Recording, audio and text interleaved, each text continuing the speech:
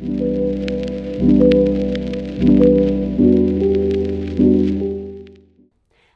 and welcome to another episode of Everything Imaginable with Hackley Public Library. I am Mallory Metzger. I am the Community Engagement Coordinator here at Hackley Library, and I'm Christina LeVay Rowland. I am the Outreach Programming Librarian here at Hackley Public Library. And so today's episode, we are focusing on a really fun topic that is also very important. So, of course, it is important to read and enjoy stories and books anytime during the year, all throughout the year. But specifically, March is National Reading Month, which really kind of focuses on the importance of literacy and lifelong learning and enjoying reading and just kind of highlighting all the great things that come with reading and with books and stories. And so we're going to kind of have that be our topic for today. As you can see, I have a stack of books here. So we're going to kind of talk about some of the books that we loved when we were kids. We're going to also toss in some of the books that our coworkers have told us that they loved or currently love. Yes. One book that I wanted to talk about that I loved as a kid is called Hackley Peg. And you're like, what is that? It's a book by Audrey Wood. And the premise, I'll be honest, it's a little bit scary. It's kind of like, what in the world? But it's such a great book. So the premise is there's a mother who has 7 children. She has Monday, Tuesday, Wednesday, Thursday, Friday, Saturday, and Sunday. And from what I recall, the oldest is Monday, the youngest is Sunday. But each child has a particular food that they love. And so she knows specifically each child loves this food, that food. Well, one day she leaves and all the children are left at home and an old woman comes to the door and it turns out she's a witch. Of course she is. And she turns all the children into food and steals them and brings them back to her house. And then the mom comes home to find her children missing, gone. She doesn't know where they are. There is a crow that actually helps the mom find her way to the witch's house. And there's There's a scheme that the witch says if you can guess all of your children and which food item they are, you can have them back, and they can come home with you.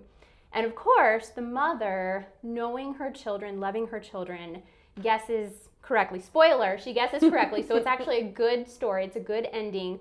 All the children survive. They're able to come back with her. And the witch, I believe, jumps off of a bridge, I think. Well, I mean, and at goes that swimming. Point, I don't know. Yes. What else is there for her? She tried to abduct children and turn them into food and got caught. Exactly, yes. Get So she deserves it, I guess. But, it was just such a great story. I don't know what I loved about it most specifically. The artwork was really cool. I'm big on artwork in children's books. Even as a kid, I loved it. Well, it's an important part of the story for kids, because they are watching you read the book or they're following along, and sometimes the art or the illustrations are able to help tell the story. Yes, so that's true. Very true. Especially also as kids are just learning to read, pictures can really help them understand. Yes, context. And so I think it's great when you can have a story that not only has a good storyline, good text, but great imagery. But that was one of my favorites, and I just remember, that was one of the many books that my parents would read with me. We'd read it together, and it was just such a fun time. It sounds like it's a little scary, but I would have loved that as a kid. I have to know, though, did the food talk? No. Okay, no, so it was just food. It was just food. Yeah, it wasn't personified or anything like that. It was just, dishes on a plate. Fascinating. And the witch, right as the mom was coming to her house, was, I think, going to start eating the food. So thank God the mom arrived when she did. What is it about kids' books and having the kids get eaten? I know. That's wild. It's one of those things where you're like, wait, what? But it's still very enjoyable and really a classic in my lifetime. I loved it. So one of my favorite books from when I was a kid also deals with food. Okay. It's called Gregory the Terrible Eater. I did bring it with me. Yes, nice. It's about this little goat named Gregory who doesn't eat like a goat. He eats, or I should say he wants to eat real food. He wants, eggs and orange juice and fresh vegetables, and his parents are appalled because they are goats. Because they're goats. And they're like, you need to eat these tin cans and you need to trash. eat this trash. Exactly. So they go see a doctor, and the doctor's like, you have to introduce him to good food, which is the trash. So they sneak like shoelaces into his spaghetti and pieces of like boot leather into his beans or something. Delicious. So then gradually, as he's eating this food, he starts to get a taste for the junk, the trash. So then he eats everything in their house. He's eating the curtains. He's eating the sewing kit. He ate his father's tie. So then, of course, the story ends with them realizing it's about balance. You have some good food and you have some trash. Moderation. Yes. Everything in moderation. And it's just so cute. And last night I read it to my husband because I wanted him to read it. Did he enjoy it? I think so. Yes. I think he did. So that is definitely another one to put on your to-be read list. By Mitchell Charmat. Yes, wonderful. Yes. So another book that I really liked as a kid is called The Big Green Pocketbook, and it's by Candace Ransom. And this book was really cool. Again, I loved it for the imagery, but it was focusing on a mom and her daughter, and they went on a trip around town to run errands. You know, the mom had a lot of places she needed to go, and she had a pocketbook. And her daughter wanted to be like her. So the mom gave her a pocketbook that was like almost exactly the same. It was just a different color, if I can remember correctly. And every stop that they went to, the little girl was given a trinket or something. Oh. So, they went to the dry cleaners, they went to a grocery store. She would get something. The store owner or the worker would give her, a little something to put in her pocketbook. And at the end of the day, it was a busy day, they took the bus. And, unbeknownst to them, they left her big green pocketbook on the bus. Oh, no. She was devastated.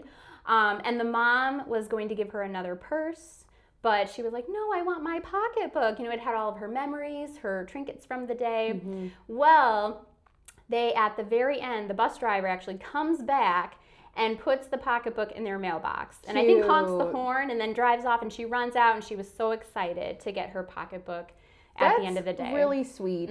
I'm getting a glimpse into who you are and how you were shaped into the person you are. Yeah. Because she gets little trinkets Yes. and you love little things. It's true, I do. I love miniatures. I'm a tchotchke, is that kind of fan. I love things. I attach, memories and sentimental value to things. So that actually makes a lot of sense. Well, I think I that's would love very that sweet. book. Yes. So which of them had the green pocketbook, the mom or the daughter? Okay, that makes sense. The daughter had the big green pocketbook. Yes. That's adorable. I loved it. That's very cute. The next book that I brought with is actually a book that my husband loved when he was a kid.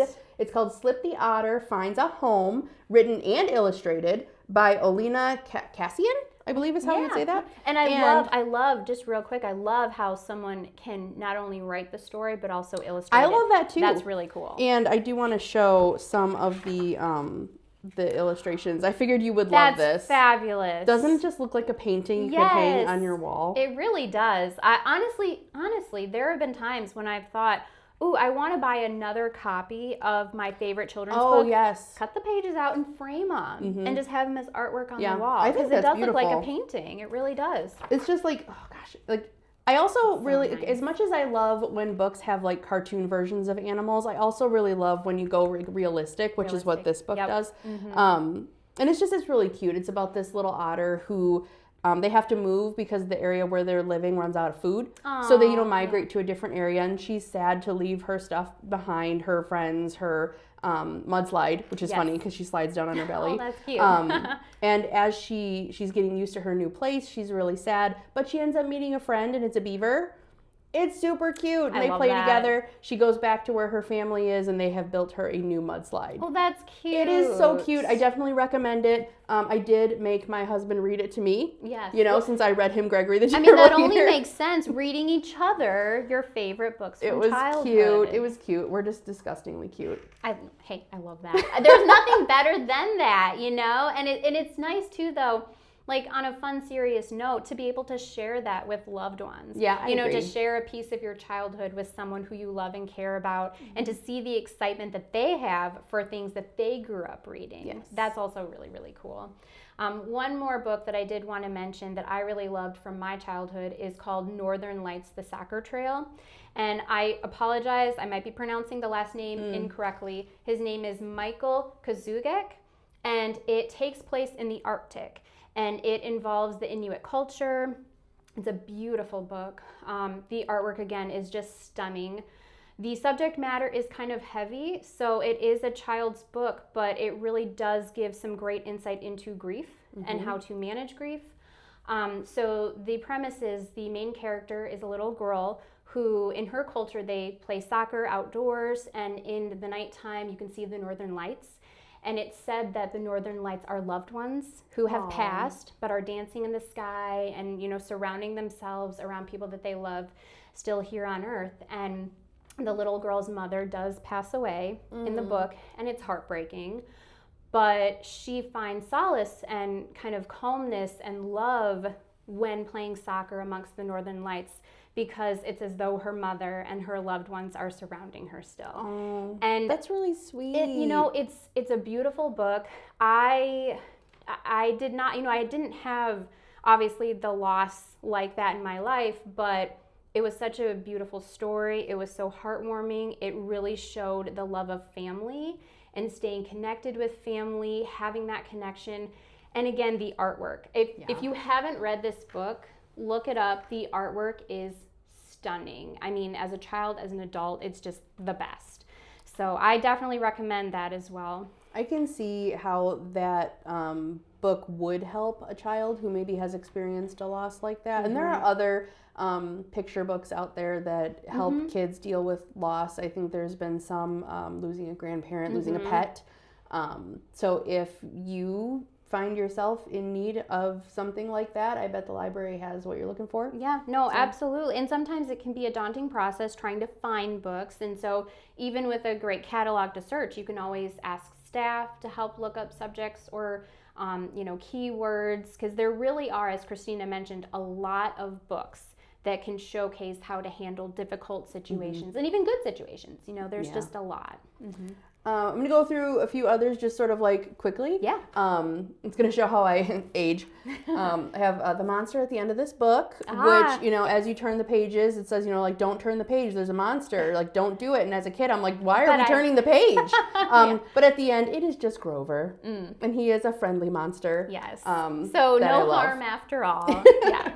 And I should have known that I was going to end up working in libraries, because when I was 6 years old, my family made me a special book. It's called The Birthday Wish, and I am the main character. Yes. And it features my cousins and stuff on this grand adventure of my birthday. And it's just like one of my absolute prized possessions, which they still do this stuff if you're interested. So if I can just touch on that again real quick. What's really funny, when Christina brought these books and I saw the cover, it ignited this memory of, oh my gosh, I had this book as well. And I opened it, the pictures, all very similar. Yes.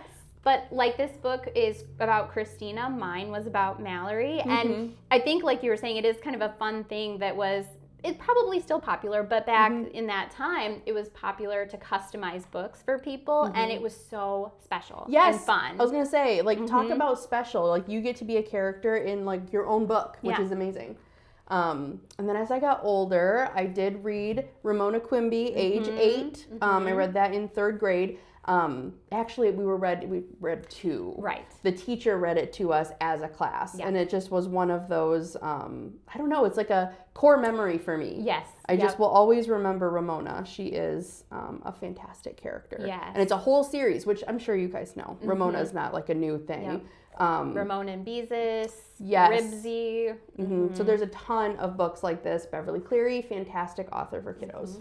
In fact, on the note of Beverly Cleary, Socks by Beverly Cleary was one of Joe's Epicasta, our director, his favorite books. So again, popular author. Yeah, she's fantastic. And then as I got older, I discovered I liked things that were kind of scary. I liked some, thrillers, adventure. Yes.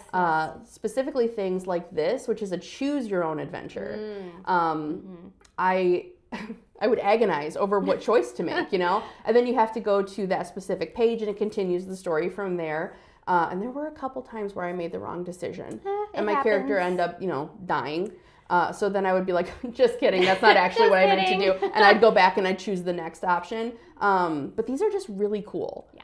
And they're obviously still popular. This is in great shape. We have it in our youth services. Now, I haven't actually read this one because this is younger than I am. But that's okay. But, you know. It gets across the point. And you could still read it if you wanted to. That's true. Yeah. I wonder if I would still make terrible decisions. I guess you'll have to find out. Yeah, but you're right. It's interactive. That's what's so fun about it. You can make those decisions and you can circle back and change your mind if it didn't work out. But it is fun to be able to have that option for it to be interactive. Yeah. And then I also really loved, I don't have one of these, but the Babysitter's Club series. Yes. Did you read those? I read some of them. Well, I loved it also because one of the characters is Mallory. That's right, yeah, Mallory Pike. Yeah, she was a junior member. That's right. But I always remember, I think she was probably the first Mallory character I had heard about. I'm like, oh, that's me. That's adorable. Mm-hmm. Oh my gosh. Yes. It's quite the cast in that book, now that I think about it. There's a lot of characters. Oh yeah, and they're all very different, which is great because then whoever was reading any of those books, you could kind of almost see yourself in some of the characters in one way or another. And the series, since it jumps around, they each get to be the main character or they're a side character in somebody else's book, which is really cool. But they those books also teach you about real life things. Like Stacy has diabetes. So you get to see like what does that mean? Like what does that look like for someone? Eventually, Stacy, I think, moves to New York. She came from New York to Stony Brook, and then she moves back. So then the friends have to deal with, you know, what is it like when a friend moves away? That's a very real issue. It is. So that series great.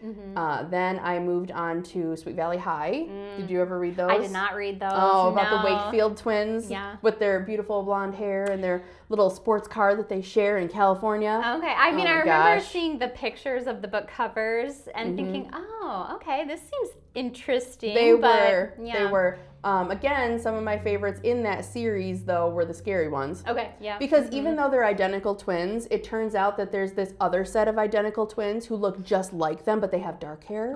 And they want to steal the Wakefield twins' lives. Oh, wow. So they dye their dark hair blonde because that's easy. And then there's 4 of them. And then there's 4 of them, but they abduct the other ones, and it's a whole thing. Wait, are you serious? I am dead serious. I had no idea. The drama, Mallory. Wow. Okay. Maybe we'll have to like revisit because I know we talked about this before. Yes. We talked about doing like a fun book club with each other, with some staff, and just kind of revisiting some favorites. Some like retro books. Yeah. So I would love to reread the Sweet Valley books as like a group and talk about them because they're the ridiculously amazing. Yeah. Yeah, I think just having series like that was so fun, and it was just a great core memory that we had to have a lot a series like that.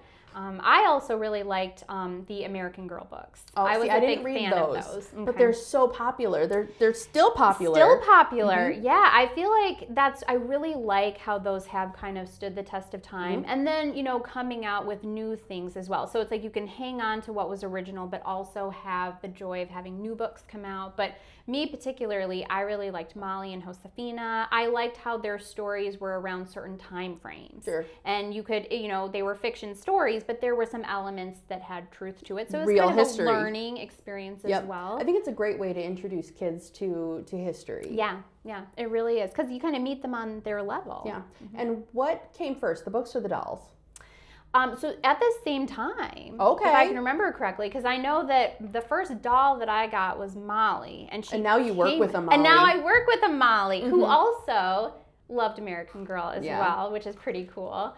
But no, I think from what I can remember, when I got Molly, my doll, I thought I got the book at the same time. Well, that's cool, and that does make sense. Yeah, I could be like wrong, have but the doll and read her story at the same time. You're probably right. I think that's probably how it worked out. I could be wrong. We'd have to double check. No. Speaking of Molly, our Molly, one of the book series that she told me that she liked was The Hunger Games, which is very popular still because they're still releasing books. I think they're like prequels now. I think the most recent was The Sunrise on the Reaping. Okay. Now I read the whole like first trilogy of it. The first 3. I love them. I think this is probably one of the best like tween teen book series I've ever read.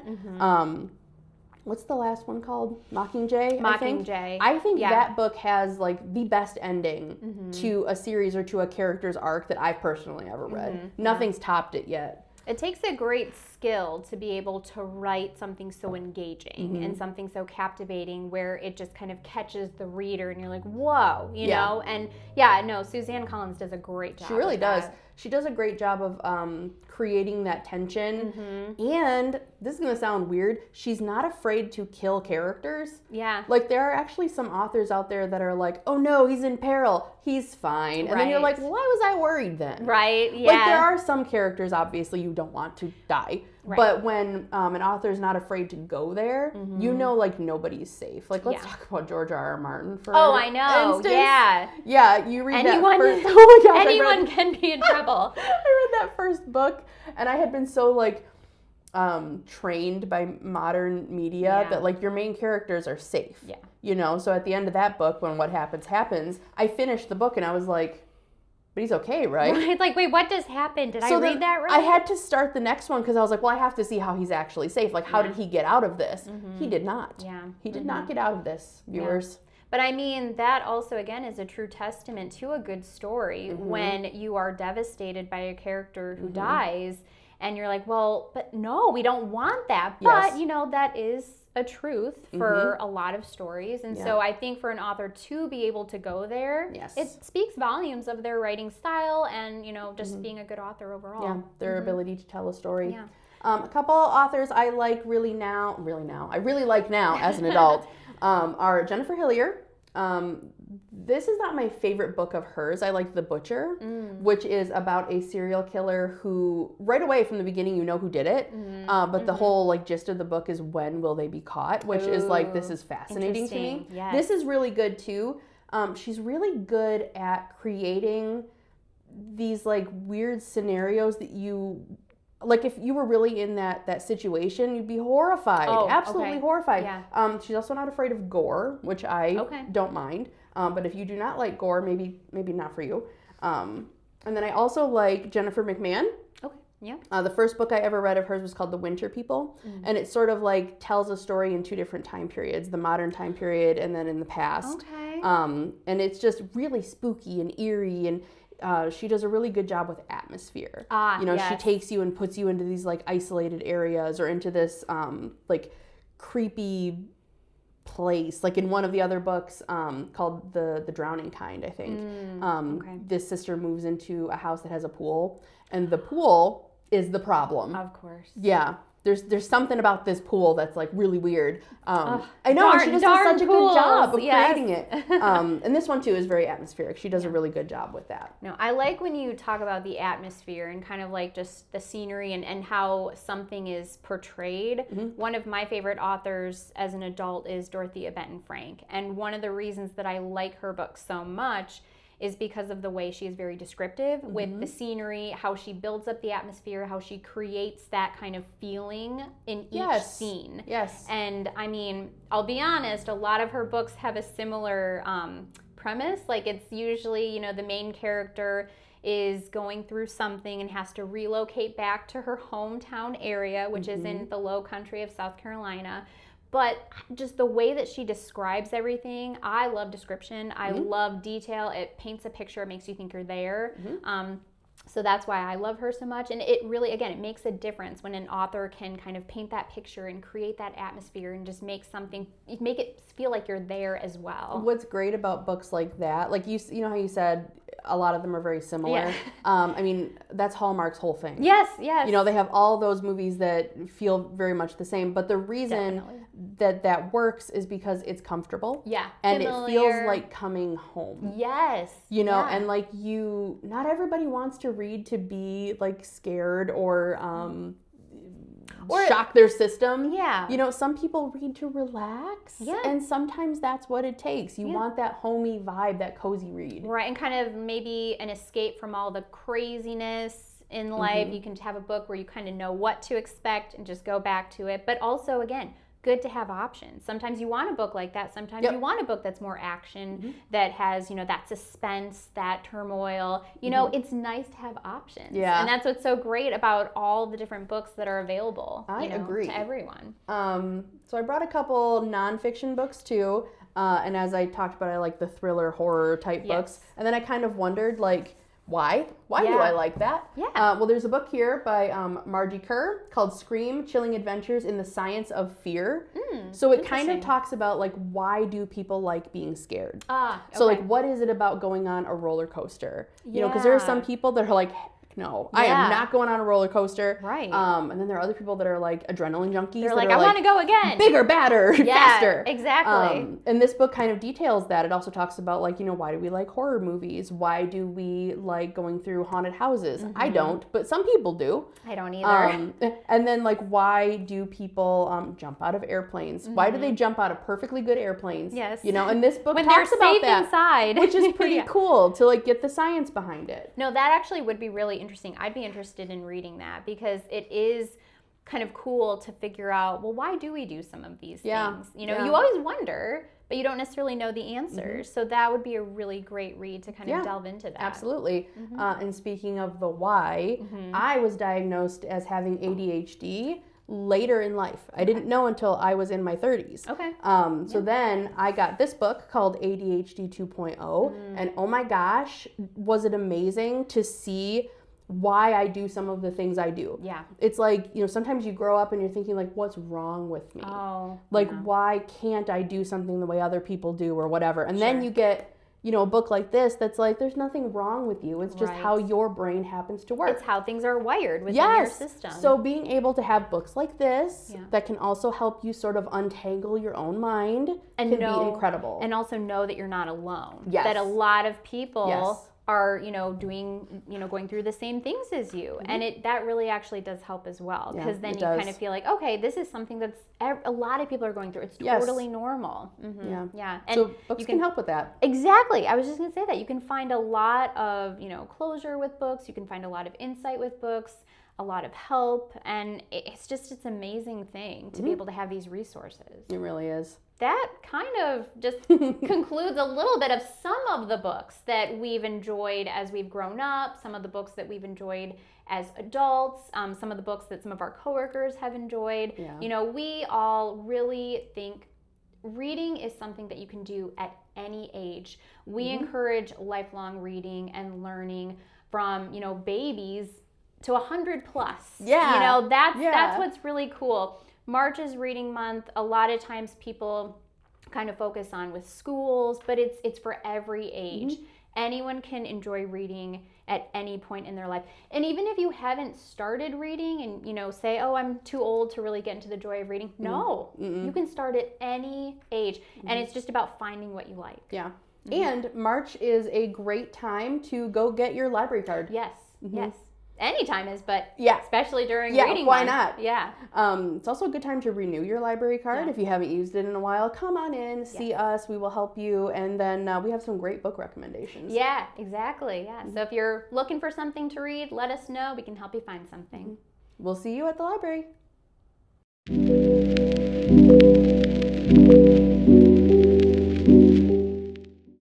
We're doing so great. Remember when you said we were doing good on time?